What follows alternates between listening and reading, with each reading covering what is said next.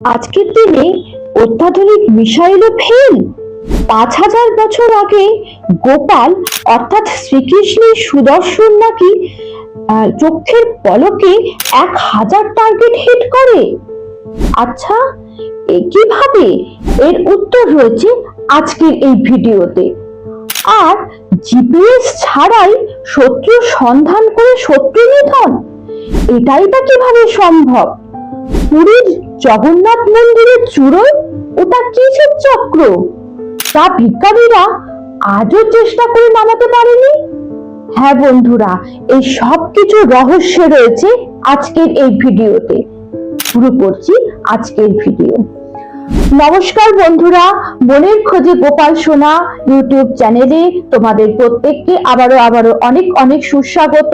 আশা করি গোপাল সোনার কৃপায় সকলে ভীষণ ভালো আছো, আমিও খুব ভালো আছি। তাহলে বন্ধুরা একদম শুরু করি আজকের এই ভিডিও। তো বন্ধুরা প্রথমেই শুরু করি যে এই ৫,০০০ বছর আগে সুদর্শন চক্র নাকি চোখের পলকে ১,০০০ টার্গেট হিট করত। এখনকার দিনের অত্যাধুনিক মিসাইলের নাকি যেটা ২-৩ মিনিট সময় লাগে, সেটা নাকি এক পলকে হিট করে ফেলতো সুদর্শন চক্র। হ্যাঁ বন্ধুরা, আর হবে নাই বা কেন? এই সুদর্শন চক্র যিনি তৈরি করেছিলেন তিনি ছিলেন স্বয়ং ব্রহ্মা। উনি সূর্যের একটা টুকরো এবং ভগবান শ্রী বিষ্ণুর ভয়ঙ্কর তেজ মিলিয়ে তৈরি করেছিলেন এই সুদর্শন চক্র। এটা নাকি এখনকার দিনের মিসাইল বা ড্রোন, যেটা নাকি জিপিএস দেখে সবকিছু টার্গেট হিট করে, এই সুদর্শন চক্র নাকি শত্রুর গন্ধ শুকে শত্রুর টার্গেট হিট করে কোথায় শত্রু আছে সেই সন্ধান করে গিয়ে নাকি শত্রুকে বিনাশ করে আবার শ্রীকৃষ্ণের অঙ্গুলে অবস্থান করত, যেন ভগবানকে বলতে চেষ্টা করত, ভগবান আমার কাজ শেষ। তাহলে বুঝতে পারছো বন্ধুরা, একে তোমরা কি বলবে, বিজ্ঞান নাকি ভক্তি? অবশ্যই তোমার কমেন্ট অর্থাৎ তুমি কি ভাবছো সেটা কিন্তু কমেন্টে লিখতে একদম ভুলো না বন্ধুরা। আর আরেকটা কথা হচ্ছে যে এই পুরীর জগন্নাথ মন্দিরের চূড়োয় যে চক্র আমরা দেখি সেটা কি? হ্যাঁ বন্ধুরা, এই চক্রে নাকি ১,০০০ ওজন, ১,০০০ কিলো ওজন, সেটা নাকি এখনো বিজ্ঞানীরা নামানোর সাহস করতে পারেনি। হ্যাঁ বন্ধুরা, পাখিরা নাকি এখানে বসে না, আর এরোপ্লেনের লিডারও নাকি ফেল করে যায়। আর এই চক্রে নাকি যেদিকেই তাকানো যায় সেদিকেই মনে হয় সুদর্শন চক্র নাকি আমাকেই দেখছে। হ্যাঁ বন্ধুরা, আর এই কলিযুগের সুদর্শন সেটাই নাকি। হ্যাঁ বন্ধুরা, সুদর্শন কথার মানে হচ্ছে সুন্দর দর্শন, অর্থাৎ যার মন সুন্দর, যার আচরণ সুন্দর, যার ব্যবহার সুন্দর এবং যার দৃষ্টিভঙ্গি বা চিন্তা ভাবনা সুন্দর, সেই হচ্ছে কলিযুগের সুদর্শন। অর্থাৎ এই কলিযুগে সুদর্শন মানে কিন্তু যার মন বা বিবেক সুন্দর, ভগবান তাকেই কিন্তু পথ দেখান বা তার সঙ্গে থাকে। আরেকটা জিনিস, ভগবান বলেছেন যিনি সৎ পথে থাকেন, সুন্দর মানে তো অবশ্যই যে যার মন সুন্দর মানে যে তো নিশ্চয়ই সৎ পথে থাকে বন্ধুরা, বা সত্যের পথে থাকে, সত্যকে আঁকড়ে ধরে, ভগবান তাকেই রক্ষা করেন ঠিক সুদর্শন চক্রের মতো।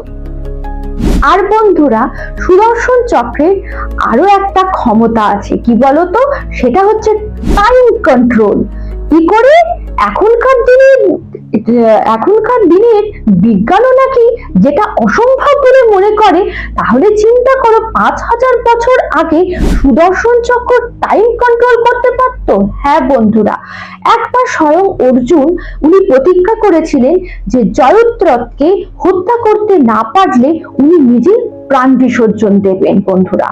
তো একদা কি হলো, আর জয়দ্রথ একটা বরপ্রাপ্ত ছিল যে সূর্য ডোবার পর তাকে হত্যা করা যাবে, তার আগে নয়। তখন ভগবান কি করলেন, তার সুদর্শন চক্র দিয়ে আকাশের সূর্যকে সম্পূর্ণভাবে ঢেকে দিলেন। তিনি জয়দ্রথ একটা গুহার মধ্যে লুকিয়েছিল বন্ধুরা। তারপরে উনি ভাবলেন, বাহ, খুব ভালো হলো, তাহলে তোর অন্ধকার হয়ে গেছে, আর তো আমাকে কেউ মারতে পারবে না। যখনই উনি গুহা থেকে বেরিয়ে এলেন তখন শ্রীকৃষ্ণ সুদর্শন চক্র সরিয়ে নিলেন। সূর্য উঠে গেল, যথারীতি জয়দ্রথকে হত্যা করলেন স্বয়ং অর্জুন। আর একটা বিষয় হচ্ছে যে 1000 ধৈর্য। হ্যাঁ বন্ধুরা, সুদর্শন চক্র আমাদের এইটা শিক্ষা দেয়। অর্থাৎ শিশুপাল যখন একদম ভরা সভাতে স্বয়ং আমাদের গোপাল অর্থাৎ শ্রীকৃষ্ণকে যখন অত্যন্ত অপমান করেছিল 100 বার এই অকথ্য এবং অসহনীয় গালিগালাজ বলো বা অপমান সহ্য করার পর 101 বার যখন হতে যাচ্ছে তখন স্বয়ং ভগবান উনি ওনার সুদর্শন চক্র ছুড়েছিলেন, যেটা শিশুপালকে বধ করেছিল। অর্থাৎ বন্ধুরা, তাহলে ভগবান আমাদেরকে বা সুদর্শন চক্র আমাদেরকে এটাও শিক্ষা দেয় যে 100 বার তুমি তোমার শত্রুকে ক্ষমা করবে, 101 বারের বার সেটা তুমি ছেড়ে দেবে স্বয়ং ভগবানের কাছে। ভগবান তার সুদর্শন চক্র দিয়েই করবেন এর বিচার। অর্থাৎ আজকের দিনে তুমি কি করতে পারো, সুদর্শন চক্র পেতে হলে তোমাকে দিনে 108 বার স্বয়ং হরে কৃষ্ণ মন্ত্র জপ বা গোপালের মন্ত্র জপ করতে হবে বন্ধুরা।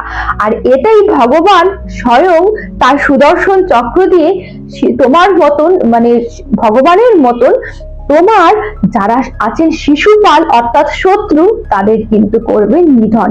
তাহলে কমেন্টে বন্ধুরা আমাকে অবশ্যই লেখো তোমাদের শিশুপাল কে, আর তার বিনাশের জন্য তুমি নিজে কিন্তু অস্ত্র তুলবে না, সুদর্শন কিন্তু তুলবে না। তুমি কি করবে, তুমি ভগবানের জপ করবে, ভগবানের নাম করবে এবং ভগবানকে স্মরণ করবে, এবং তিনি 101 বারের বার অবশ্যই ওনার সুদর্শন চক্রের দ্বারা সেই শত্রুকে করবে নিধন। তাহলে বন্ধুরা, আজকে এই কাহিনী তোমাদের কেমন লাগলো বলো, আর এরকম কাহিনী পেতে অবশ্যই আমার এই চ্যানেলকে সাবস্ক্রাইব করে রাখো এবং আরো অনেক বন্ধুদের সাথে চলে এসো পরের ভিডিও।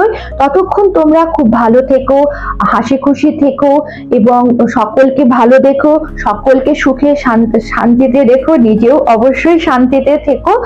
আর অবশ্যই এই ভিডিওতে একটা লাইক তো তোমাদের কাছ থেকে এতদিনে আমার অবশ্যই পাও না, এবং কমেন্টেও লেখো এই সব কিছু তোমাদের কেমন লাগলো এবং সুদর্শন চক্রের এই সমস্ত পয়েন্টের মধ্যে কোন পয়েন্টটা তোমার স্পেশালি ভালো লেগেছে অবশ্যই কমেন্টে আমাকে লেখো বন্ধুরা।